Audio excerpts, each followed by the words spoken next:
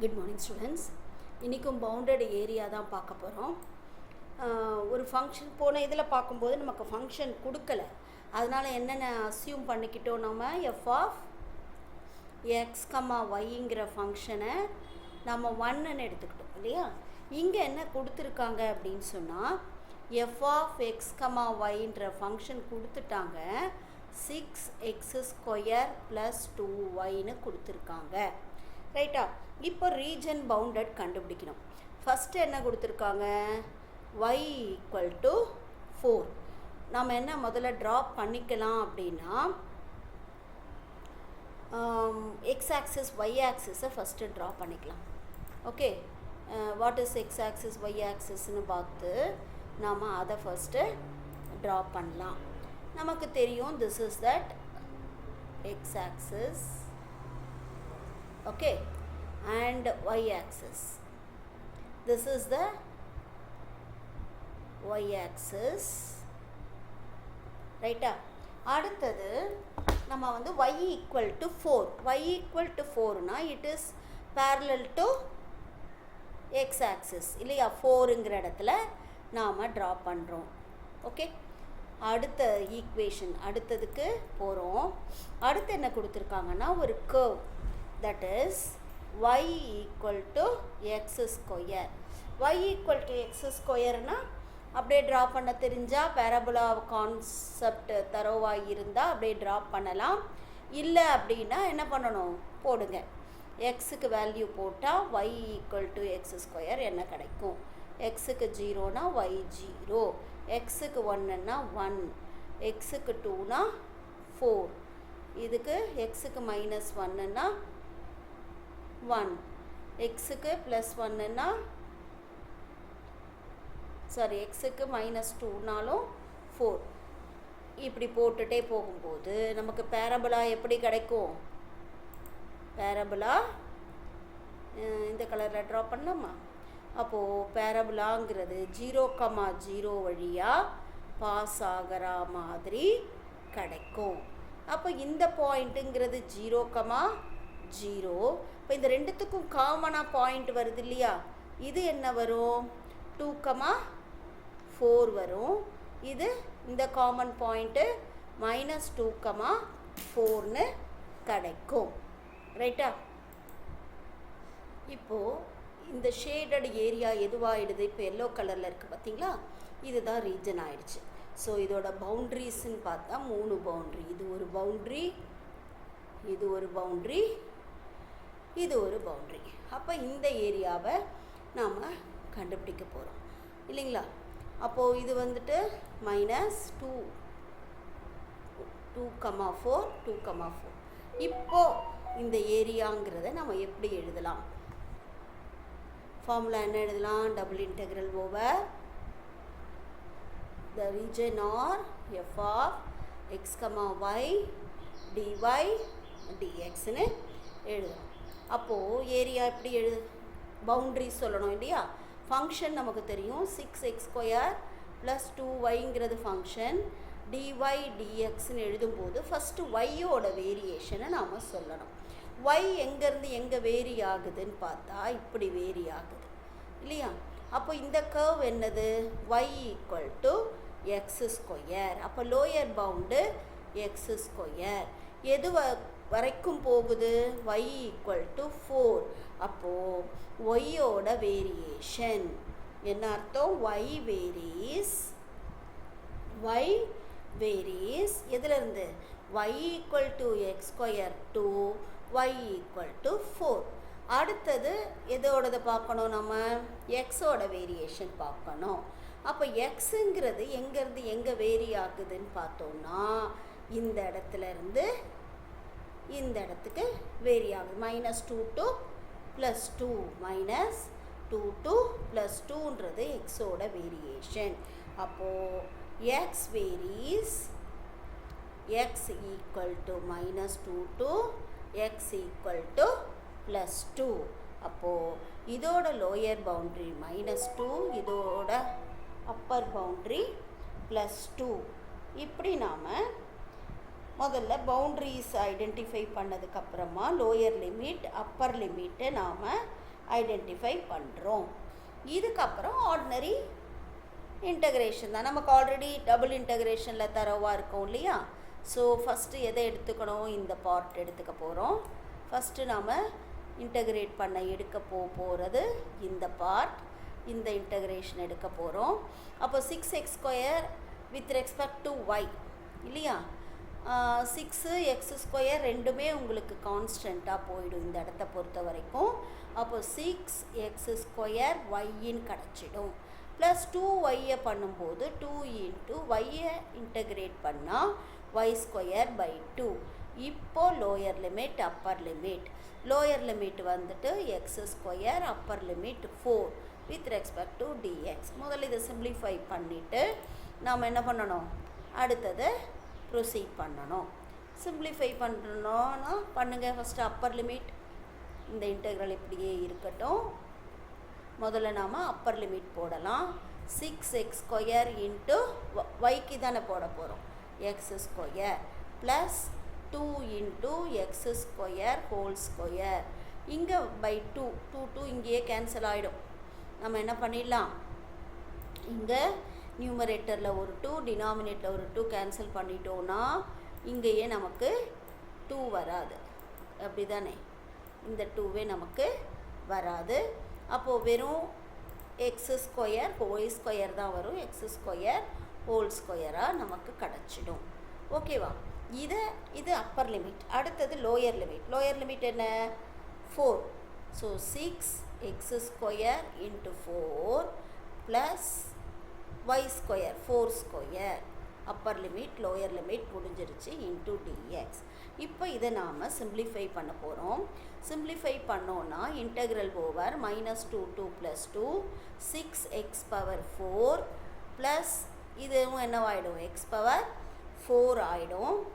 And minus 6 4s are 24x² கிடைக்கும். Minus into plus இது என்ன கிடைக்கும், -16 கிடைக்கும் இன்ட்டு dx. இப்போ இதை இன்னும் சிம்பிளிஃபை பண்ண முடியும் இல்லையா. சிம்பிளிஃபை பண்ணோன்னா -2 2 + 2 இந்த ரெண்டும் லைக் டேர்ம்ஸா. அப்போ இதை ஆட் பண்ணோன்னா 7x⁴ மைனஸ் 24x² மைனஸ் 16. இப்போ இந்த ஃபங்க்ஷனை வித் ரெஸ்பெக்ட் டு x பண்ணணும். ஒரு இன்டகிரேஷன் முடிஞ்சது. இப்போ நாம் ரெண்டாவது இன்டகிரேஷனை பார்க்க போகிறோம். அப்போது இன்டகிரேட் பண்ணும்போது 7ன்றது கான்ஸ்டன்ட், x⁴ பண்ணோன்னா x⁵/5 with respect to x minus 24 constant, x² பண்ணால் x³ மைனஸ் 16 கான்ஸ்டன்ட். அப்போ x lower limit -2 upper limit +2.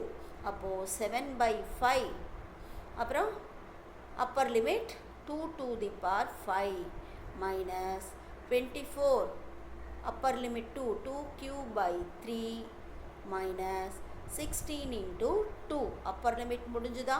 Lower limit 7/5 minus 2 to the power 5 அப்புறம் minus 24 minus 2 to the power 3/3 minus 16 into -2ன்னு கிடைக்கும். ரைட்டா. இது lower limit. அவ்வளோதான்ப்பா. இதுக்கப்புறம் நமக்கு வெறும் சிம்ப்ளிஃபிகேஷன் மட்டும்தான். அது எந்த மாதிரி பண்ண போகிறோம் அப்படின்னு பார்த்தோன்னா 7 இன்ட்டு 2 to the power 5/5 இது கேன்சல் ஆகும்னு நம்புகிறேன். ஆகாது. அப்போது இதை என்ன பண்ணணும், சிம்ப்ளிஃபை தான் பண்ணணும். சரி பார்க்கலாம். இப்போ இது என்ன வரும், 24 24 3ஆல் அடிக்கலாமா. 1 3s are 3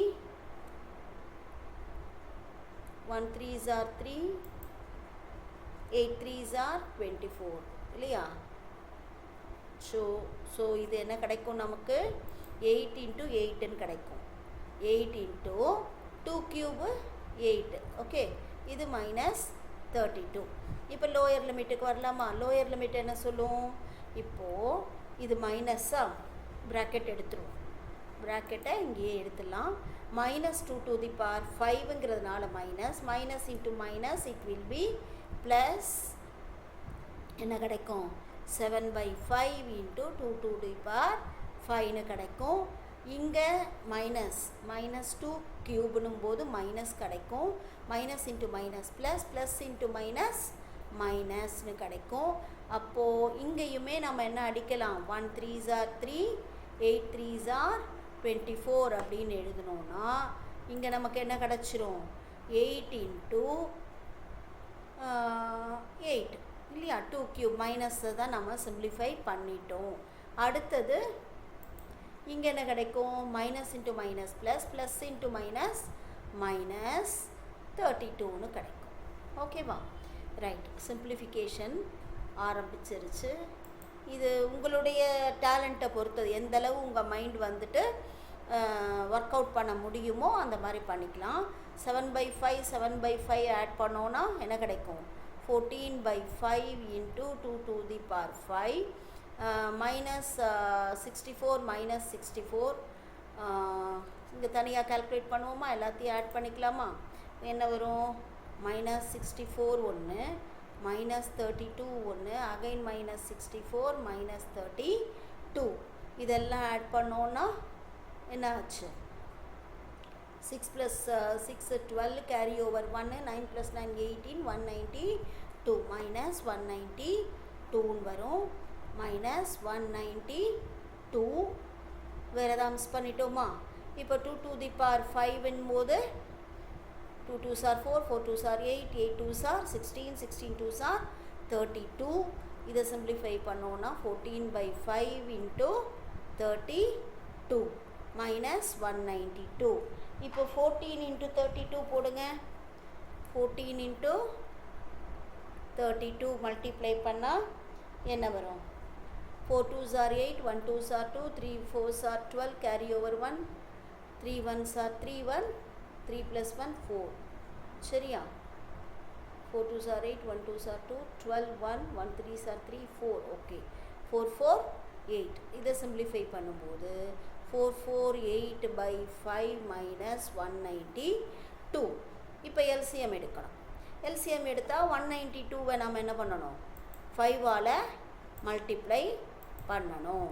அப்போது 192வை 5ஆல் மல்டிப்ளை பண்ணோன்னா என்ன வரும் பார்ப்போமா. 448 minus 2 5s are 10, 1 9 5s are 45, 1 46, 4 1 5s are 5. சரியா, 5 + 4 9 வந்துருச்சு. ரைட்டா, 5 2s are 10, 9 5s are 45, 46, 4 1 5s are right. இப்போ சிம்பிளிஃபை பண்ணால் என்ன கிடைக்கும், இதிலேருந்து இதை சப்ராக்ட் பண்ணணும். 960 மைனஸ் 448, 2 5ல் 4 போனால் 1, ஸோ 512 மைனஸ் 512/5. இதை இன்னும் பண்ணலாமா. அப்போ 1 மைனஸ் 1 5s are 5, 0. ஓகேவா, 12ல் 2 5s are 10, பேலன்ஸ் 1 102.5. ஏரியா எங்கேயாவது மைனஸில் வருமா, அதனால் அதை நெகேஷ் பண்ணிவிட்டு 102.5 ஸ்கொயர் யூனிட்டுங்கிறது தான் கொடுத்துருக்கிற இன்டெக்ரலோடைய area bounded by the given line and பேரபோலாவுடைய ஏரியா என்னன்னு பார்த்தா 102.5. சம்டைம்ஸ் மைனஸ் வரும். சப்போஸ் அப்பர் லிமிட் லோயர் லிமிட்டை மாற்றணுன்னா ப்ளஸ் வரும். அவ்வளோதான் வித்தியாசம். சரியா, ஆக்சுவலி நம்ம இந்த டைரக்ஷனில் இங்கே எடுக்கிறோம் பார்த்தீங்களா, இந்த டைரக்ஷனில் நம்ம எடுக்கிறோம். அப்போ நமக்கு என்ன கிடைக்கும், இந்த கர்வ் டு இந்த கர்வ் போகிறோம். சப்போஸ் நீங்கள் தப்பாக இப்படி எடுத்துட்டீங்க அப்படின்னாலுமே சைன் தான் மாறும். ஓகேவா, நீங்கள் கரெக்டாக எடுக்கும்போது எப்பயுமே bottom to top, left to right, அந்த கான்செப்ட்லேயே நீங்கள் எடுங்க. அதில் வந்து மைனஸுங்கிறது கம்மியாக வரும். அப்போது அதை நாம் ஏரியாவுன்னு சொல்லும்போது மைனஸில் நாம் அதை டினோட் பண்ண மாட்டோம் இல்லையா. அதனால் அந்த ஏரியாவை நம்ம பாசிட்டிவ் வேல்யூவாக மட்டுமே எடுத்துக்கணும். புரிஞ்சுதா ஸ்டூடெண்ட்ஸ்? தேங்க்யூ.